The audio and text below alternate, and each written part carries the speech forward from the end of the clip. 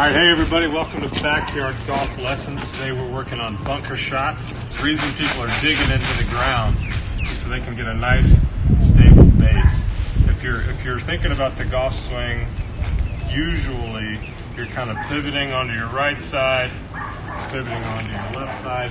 There's kind of a lot of hip movement, lower body movement, so you counteract that by getting dug in. Put your ball position forward, almost towards your left toe. The reason for that is if we imagine this club as finding a bottom of the arc somewhere, you want that to reach the bottom of the arc before the ball. In other words, you're hitting behind the ball, usually about 5 or 6 inches. You want your body slightly open to the target, so if my target's over there, my feet, knees, hips, shoulders are all going to be parallel, but they're going to be left of the target. The reason for that is because our club face needs to be wide open. So we're getting low, we're digging in, ball positions off of our left toe. Like 80% of our weight is on our left side. Again, just so you can be real stable and also so you get a little bit more steep takeaway. Some people get in there and then they forget that they're supposed to open the club face. They're already on here, establish their grip, and then they just go like this and think that's going to work out the same way. It doesn't. You got to set up the club open first, and then you take your grip, then the ball positions forward, weight forward. We're digging in the ground with a wide open club face. The reason you want to have an open club face, there's a couple of reasons. Number one, so you can hit it nice and high. And number two, when you open up the club face, it acts as like a skipping stone going off the water. If you have a square club face, it's going to dig down into, using the skipping stone analogy, it's going to kind of go under the water. You're trying to open up that club so the bounce on the bottom of the club skips across the sand. On the board here, you can see the difference between skipping the club, just taking kind of a small amount, or you can think of really digging, really clacking the board. You don't want to be doing that. You want to think wide and low. You want your feet wide, you want to bend your knees to get them low, and you also want to get your hands low. That's going to give you the best chance of hitting it nice and high in the air. When you're setting up here, you want the shaft to be basically straight up and down here. If you have the shaft set up like this, it's going to have a tendency to really dig, and we don't want that. So we want to have that club straight up and down. That's going to give it a chance to use more bounce and skip a little bit more.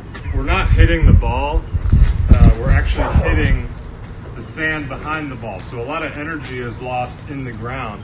So I think people would be surprised by how much energy you got to put into a greenside bunker shot. It's almost like a full swing. It's a big swing. If you're going to put it on one of these launch monitors, it'd probably be 70 miles an hour. I feel like you're striking a match.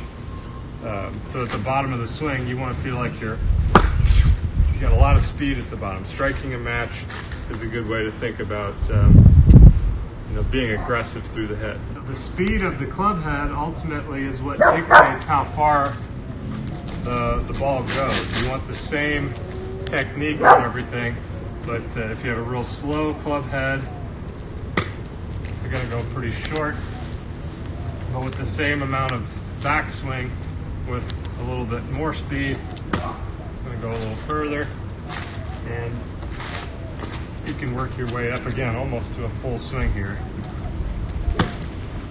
If anything, that's probably the biggest error. People don't have enough speed at the bottom of the bunker shot.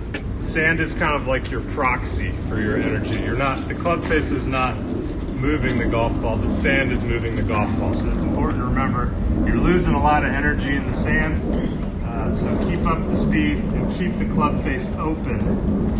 There's a tendency to feel like I'm swinging so hard that it's not getting out of the sand, so I'm going to close the club face down or try to get closer and closer to the back of the ball. Then you end up topping them or blading them or chunking them. So in general, you would be doing well with a more open club face, the ball position more forward. That way you're hitting behind the ball with a wide open club face, and just remember to swing aggressively. This is like, I heard this guy online today say it's like you're shanking someone. You're trying to shank him in the thigh. I think it was Mr. Short Game on YouTube.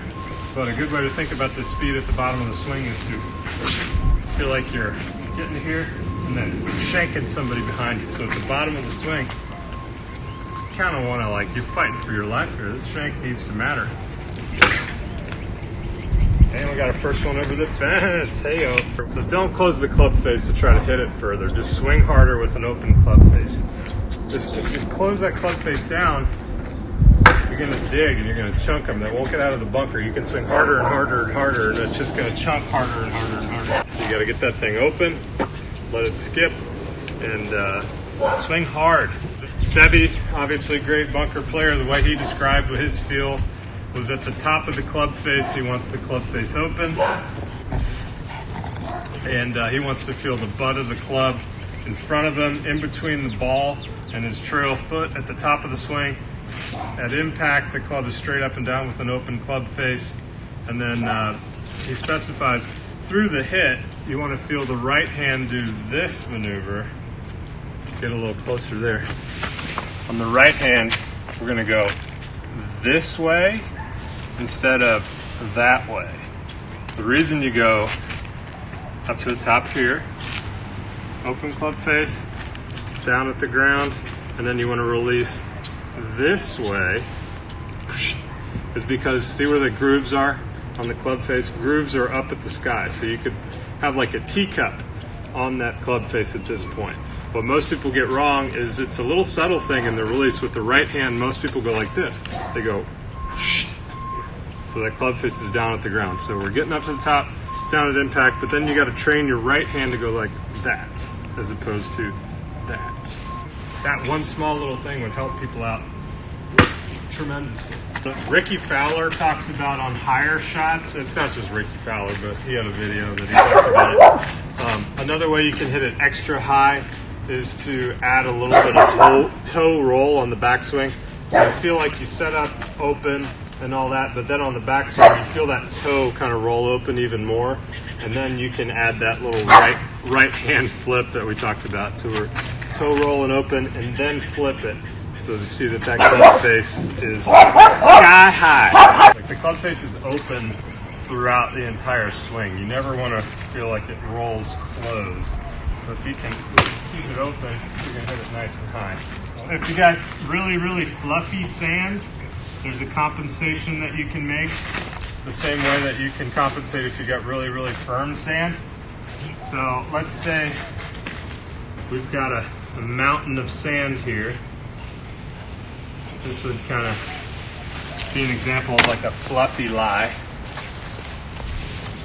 What you can do is you want to get a little bit more shallow, and shout out to Britt Patton, taught me this deal here. You want to get like ridiculously far away from the ball. Could you maybe stand over here, sweet? So if I'm usually, setting my knees, hips, shoulders, and everything open to the target left, and this is my normal stance here on like a normal bit of sand. If it's really fluffy, I'm going to get like this. I'm really going to reach for it, and that's going to help you take just a little bit less sand. You see how I didn't explode the entire volcano here?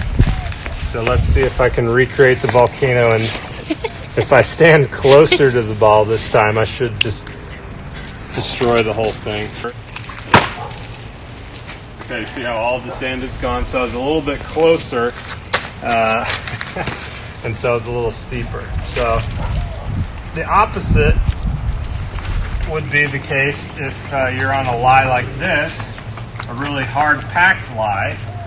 If I'm gonna, if I'm really far away from it, this club is gonna skip off the ground and I'm gonna blade it. So what you need to do when there's not a lot of sand or you got really hard packed sand is you gotta stand closer to the ball, because you're trying to create sand basically. You're trying to pulverize what's there to like create your own little gravel heap there. So if I got something that I'm looking at a really firmly packed bunker lie, I'm going to get really close, stack my weight hard on my left side, and then try to feel like I'm hitting and really steep into the ball to create more sand. Generally, if you're on a bunker that has a lot less sand, you want to wedge that has less bounce, just because you're trying to dig.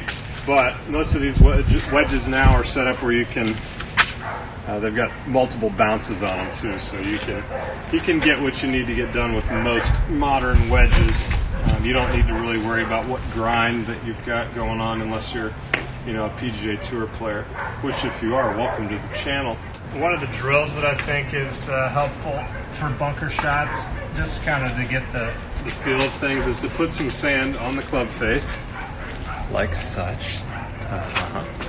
And there's a tendency to kind of get a little scared out of the bunker and kind of be herky-jerky. So people are going to get freaked out and really yank it off, so that the sand's going to fall off right away. So one of the ways that Henrik Stenson talked about teaching people to play bunker shots was to put sand on the club face and let them get used to figuring out how to throw it over this shoulder towards the target. So it takes a little bit of patience.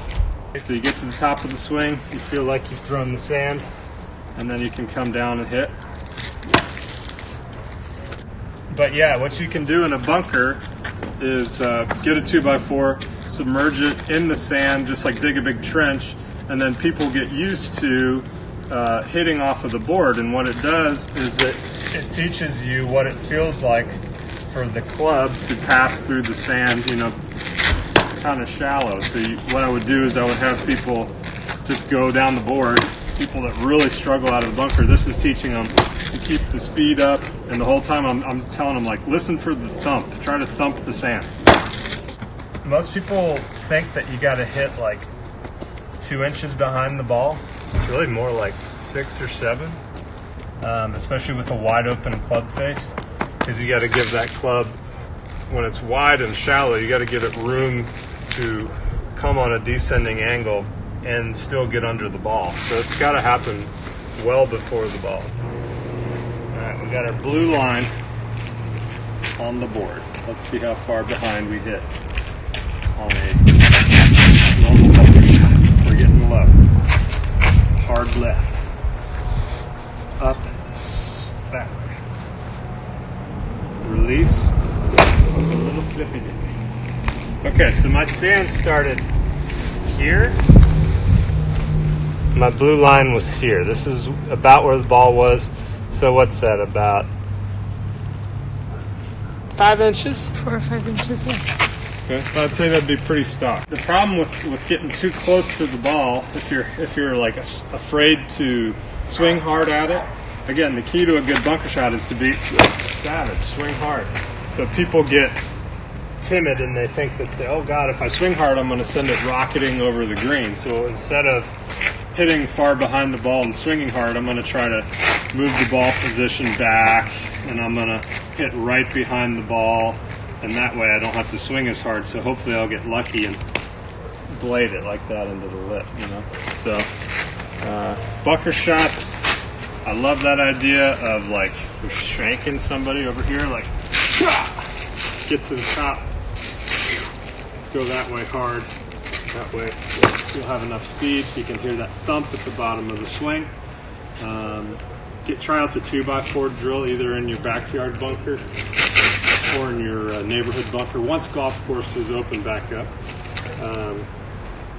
And that's about it. Thanks for coming out to my backyard golf clinic, and I hope everybody's doing good.